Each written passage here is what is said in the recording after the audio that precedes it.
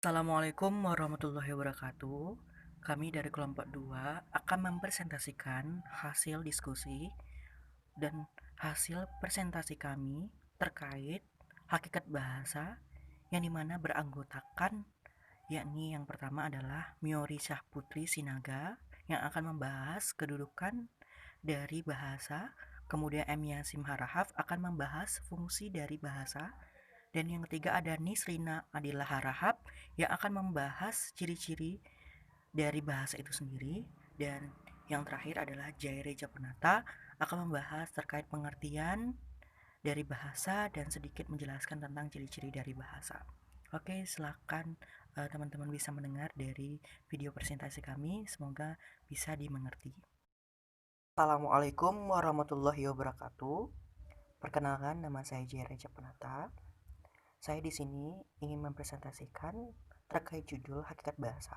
Nah, di sini saya akan menjelaskan pengertian atau hakikat dari bahasa. Nah, secara KBBI, bahasa itu adalah lambang bunyi yang berartikulasi, yang bersifat sewenang-wenang atau arbiter dan konvensional yang dipakai sebagai alat komunikasi untuk melahirkan perasaan dan pikiran. Nah, jadi maksud di sini lambang bunyi tersebut itu disimbolkan dengan berbagai bentuk huruf ya, abjad seperti A, B, C dan lain sebagainya. Nah, dalam tulisan, sedangkan dalam lisan itu dalam bentuk fonem. Fonem itu adalah bunyi terkecil yang membedakan suatu arti. Misal antara cagar dengan cakar, nah itu kan ya huruf G dengan K dibedakan di situ. Nah, maksud sewenang-wenang gitu ya atau arbiter, berarti bahasa itu tidak ada hubungan dengan yang dilambangkannya kayak gitu, tidak ada hubungan langsung atau wajib dengan sesuatu yang dilambangkannya kayak gitu, sehingga sesuatu yang dilambangkan dengan lambang. Nah, karena bunyi itu tidak memberi saran dan penunjuk apapun untuk mengetahui maknanya. Nah, sedangkan menurut beberapa ahli, adapun mengertikan bahasa, yang pertama, bahasa itu merupakan sistem bunyi. Sistem bunyi yang bermakna yang dipergunakan untuk komunikasi suatu kelompok manusia. Yang kedua, bahasa itu merupakan sistem arbiter yang tadi yang sewenang-wenang yang digunakan oleh anggota suatu masyarakat untuk bekerja sama dalam rangka berinteraksi. Pola timbal balik ya, teman-teman. Dan mengidentifikasi itu adalah kegiatan mencari, menemukan, mencatat suatu informasi. Nah, oke. Nah, dari sini kalau kita perhatikan dari beberapa pengertian yang telah kita lihat tadi, kita dengar, nah, dapat kita simpulkan bahwa bahasa itu adalah sarana atau media untuk kita berkomunikasi dan berinteraksi dengan anggota suatu masyarakat untuk menyampaikan pesan, perasaan kita sebagai makhluk sosial. Nah, contohnya seperti saya. Nah, saya ini ingin menyampaikan ide, perasaan, gagasan saya terkait materi hakikat bahasa. Tanpa sebuah bahasa, saya tidak mungkin bisa menyampaikan materi ini. Nah, bahasa itu sendiri atau ya ini kan berbentuk lambang bunyi, sistem bunyi yang itu dikeluarkan melalui alat ucap kita kayak gitu. Nah, jadi contoh real ya kita pasti sehari-hari menggunakan bahasa untuk kita berinteraksi dengan ya suatu kelompok atau individu dengan individu yang lain. Oke, itu saja. Terima kasih. Selanjutnya, fungsi bahasa. Bahasa memiliki 4 fungsi, yakni ekspresi diri, alat komunikasi, adaptasi dan integrasi, serta alat kontrol sosial. Selain itu, bahasa memiliki fungsi utama, yakni sebagai alat berinteraksi dengan manusia, alat untuk berpikir, serta menyalurkan arti kepercayaan di masyarakat. Selain sebagai alat komunikasi maupun berinteraksi, bahasa juga memiliki arti penting sebagai metode pembelajaran pada lingkup bahasa itu sendiri.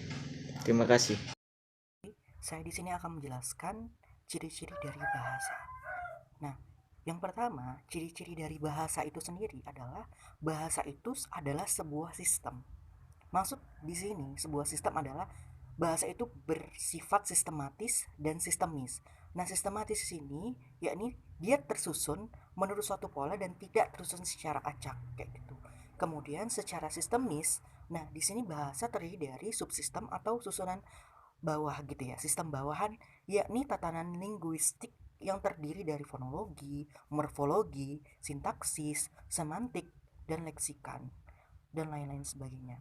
Nah, yang kedua adalah bahasa itu berwujud lambang. Nah, lambang di sini maksudnya adalah sebuah tanda-tanda yang ada di dalam kehidupan, baik berupa sinyal, gejala, gerak isyarat, kode, dan lain sebagainya. Nah, yang dimana ini dipelajari lebih dalam ilmu semiotika. Kemudian yang ketiga adalah yang C, bahasa itu berupa bunyi. Nah, bunyi adalah yang dihasilkan oleh alat ucap kita kayak gitu. Contoh misal kita membedakan makna kata baku dengan paku, ketika kita membedakan kata kami dan kamu. Nah, begitu ya teman-teman. Kemudian yang selanjutnya adalah di bahasa itu bersifat arbiter atau sewenang-wenang. Maksudnya bahasa itu tidak ada hubungan antara lambang dengan yang dilambangkannya. Nah, misal bunyi itu tidak memberikan saran dan petunjuk apapun tentang makna dari yang dilambangkannya. Misal kita kata buku kayak gitu, ya kata buku atau bahasa buku ini kayak gitu. Nah, itu tidak ada hubungannya dengan maksud atau makna dari buku. Buku adalah bla bla bla dan sebagainya, tidak ada hubungannya. Jadi memang ya arbiter ini bersifat sewenang-wenang kayak gitu, disesuaikan. Oke, terima kasih. Selanjutnya, bahasa itu bermakna. Maksud dari bahasa itu bermakna yaitu jika terdapat suatu kalimat atau ucapan yang tidak memiliki makna bukan disebut sebagai bahasa. Lalu bahasa itu bersifat konvensional. Lalu bahasa itu bersifat unik, yang artinya memiliki ciri khas yang tidak dimiliki oleh bahasa lain. Lalu bahasa itu bersifat universal. Lalu bahasa itu bersifat produktif, yang artinya memiliki banyak unsur-unsur yang terkandung di dalamnya. Lalu bahasa itu bersifat bervariasi, yang di dalamnya terdapat idiolek, dialek, dan ragam. Lalu bahasa bersifat dinamis, dan yang terakhir bahasa itu bersifat manusiawi. Kedudukannya sebagai bahasa nasional memiliki 4 fungsi. Yang pertama itu adalah lambang identitas nasional. Nah, yang dimaksudkan lambang identitas nasional di sini, bahasa Indonesia mewakili jati diri bangsa Indonesia. Selain bahasa Indonesia, terdapat pula lambang identitas nasional yang lain, yaitu bendera merah putih dan lambang negara Garuda Pancasila. Fungsi yang kedua yaitu lambang kebanggaan nasional. Nah, lambang kebanggaan nasional ini sendiri artinya adalah bahasa Indonesia mencerminkan nilai-nilai luhur yang mendasari perilaku bangsa Indonesia. Fungsi yang ketiga yaitu alat pemersatu berbagai masyarakat yang mempunyai latar belakang sosial budaya dan bahasa yang berbeda-beda. Alat pemersatu bangsa di sini diartikan mengacu pada keragaman yang ada pada bangsa Indonesia dari suku, agama, ras, dan budaya. Bahasa Indonesia dijadikan sebagai media yang dapat membuat kesemua elemen masyarakat yang beragam tersebut ke dalam sebuah persatuan. Nah, fungsi yang keempat yaitu alat perhubungan antar budaya dan daerah. Nah, alat perhubungan antar budaya dan daerah di sini dimaksudkan masyarakat Indonesia terdiri dari berbagai suku dengan bahasa yang berbeda-beda. Maka akan sangat sulit berkomunikasi kecuali ada salah satu bahasa pokok yang digunakan untuk berkomunikasi. Maka dari itu digunakanlah bahasa Indonesia sebagai alat komunikasi dan perhubungan nasional. Nah, yang kedua ada bahasa negara. Nah, bahasa negara ini berkaitan dengan statusnya sebagai bahasa negara, memiliki 4 fungsi. Yang pertama sebagai bahasa resmi negara. Fungsi yang kedua sebagai bahasa pengantar resmi di lembaga-lembaga pendidikan.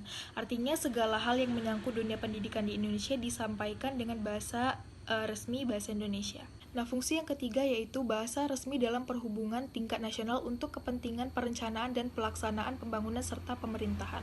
Artinya adalah bahasa Indonesia tidak hanya dipakai untuk sekedar alat timbal balik antar pemerintah dengan masyarakat luas atau antar suku, tetapi juga sebagai alat perhubungan di dalam masyarakat yang keadaan sosial budaya dan bahasanya sama. Nah, fungsi yang terakhir yaitu bahasa resmi di dalam pengembangan kebudayaan dan pemanfaatan ilmu, pengetahuan, serta teknologi. Artinya dalam bentuk pengembangan ilmu, pengetahuan, dan teknologi modern, baik dalam bentuk penyajian pelajaran, penulisan buku, atau penerjemahan dilakukan dalam bahasa Indonesia.